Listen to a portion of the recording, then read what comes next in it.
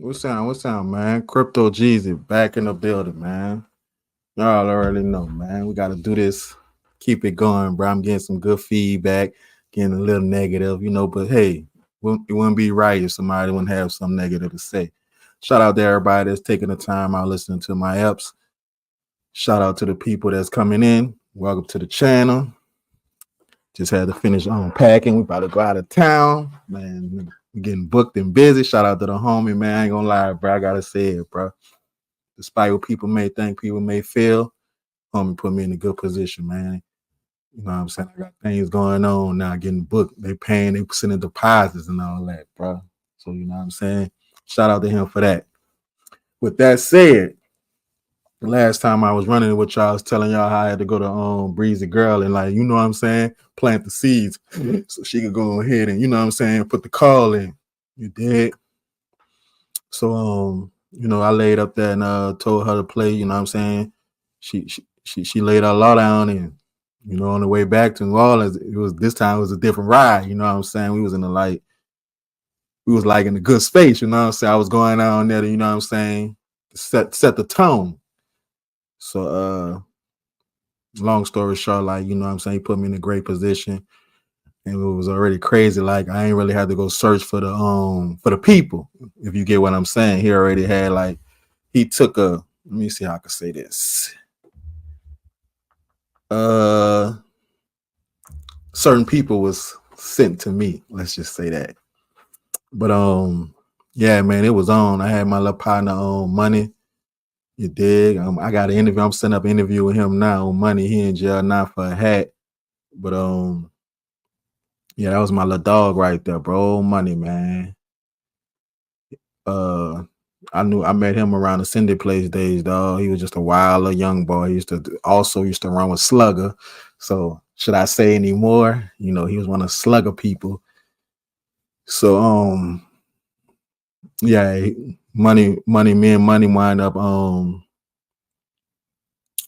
before I left, before Katrina, that East was like, I had a nice piece of that, you dig? You know what I'm saying? So in my mind, I wanted a piece of that back, or if not a piece, all of it, which I never truly was able to do that, but that was my mindset, you know what I'm saying?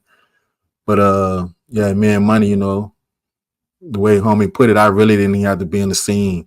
All I had to do is just, I had to find some real good people that was very trustworthy. You know what I'm saying? If y'all catching where I'm going. But Money was one of them. Who else I had? Oh, my little partner Tootie. And who else was it?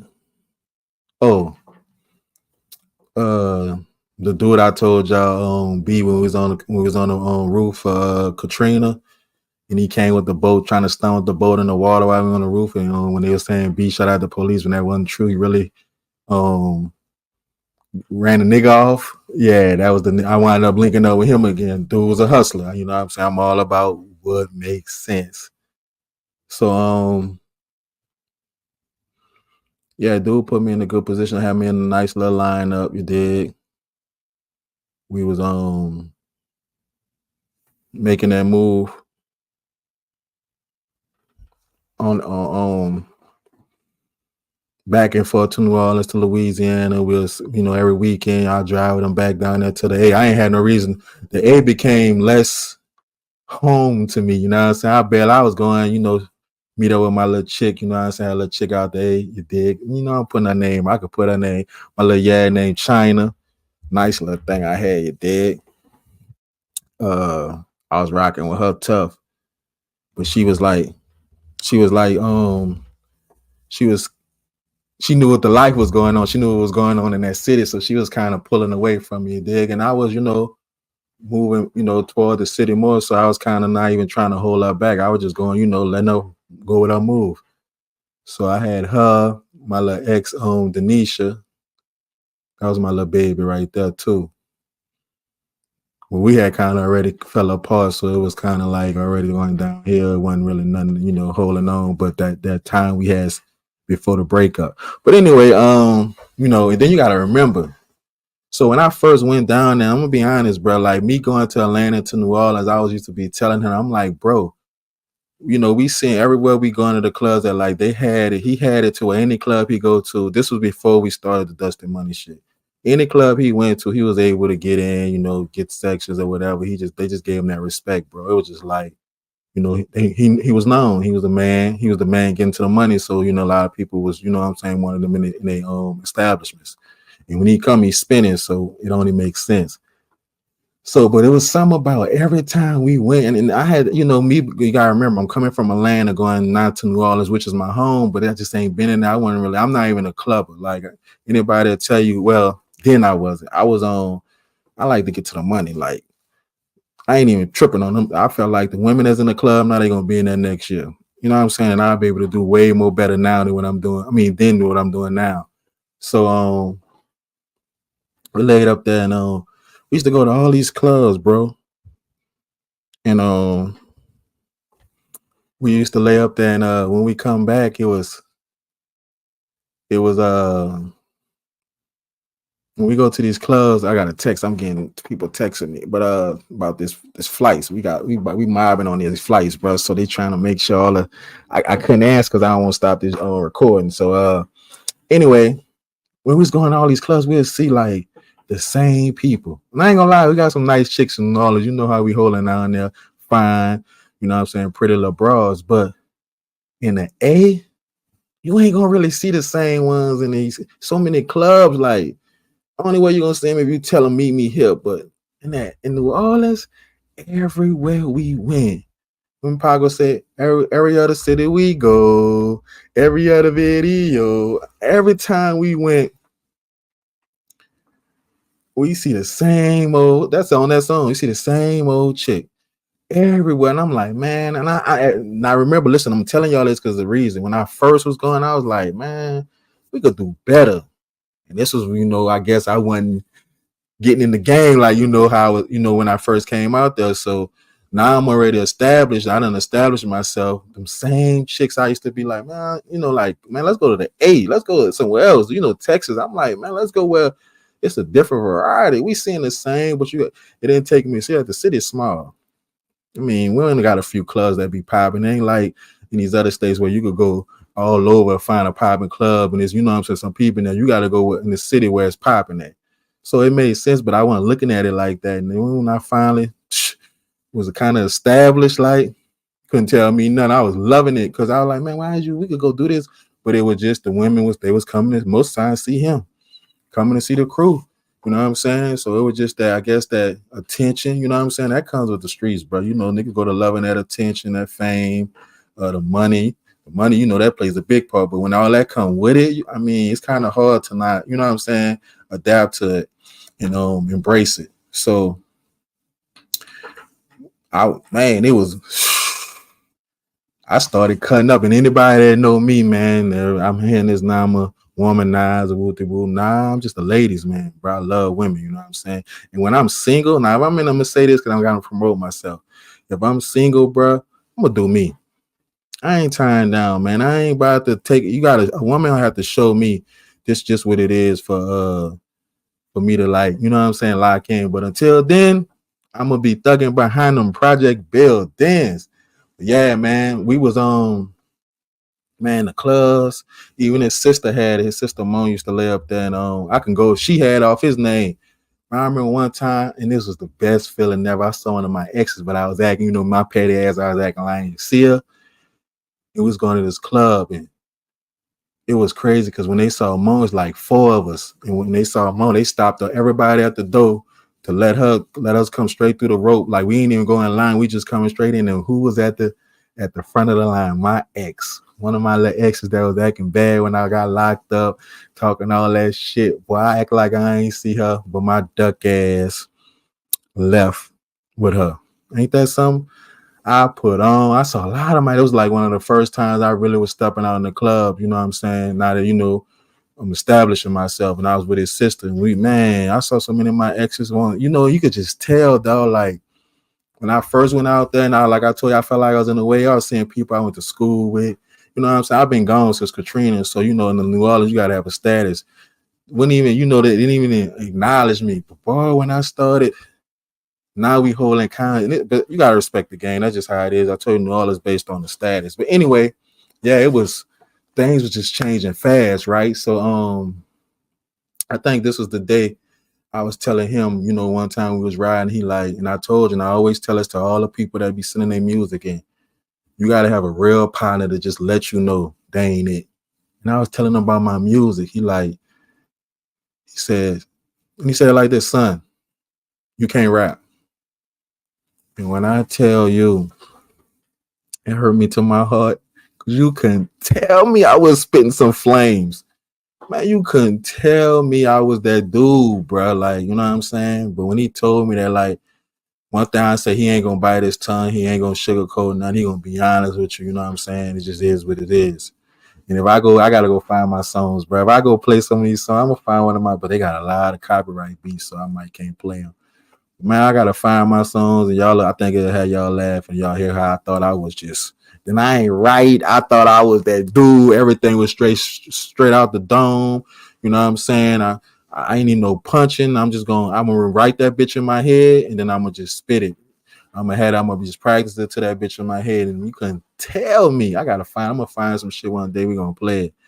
But so when we was doing that, I don't know, it was just one night he called me when we was in Atlanta, and he was like, bro, we need to find a studio. I'm like, for what?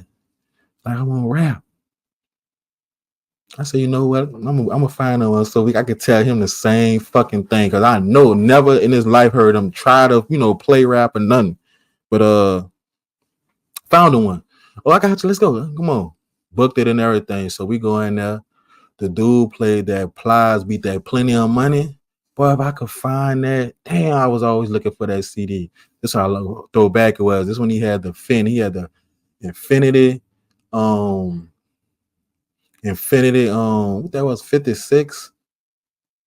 I think it was a 56. That's when they were first out. Like, he was like the only one he was like one of the first ones. There's a few other people. Like, I think it was two at the time. But he was the first one in the city with one of them, bro.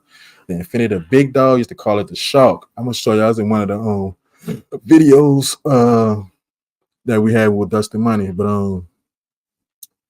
who is in there? Once you put an Infinity, you put a CD in there, it automatically save it to your memory in your car. So when that car goes, so ain't no way I could find it. But yeah, man, we went to the studio, and he had the dude put that plenty money on by Plies.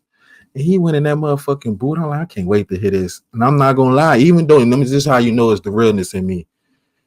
Even though he hurt me to my heart talking about my shit was trash, man, that nigga went in there and really was doing something. Like, I know music, bro. Well, y'all gonna say, how you don't know your shit when hitting on? I know when I hear good music. You know what I'm saying? I mean, I don't think it's not a rapper alive that's gonna tell you they listen to their music and say, nah, I ain't no rapper.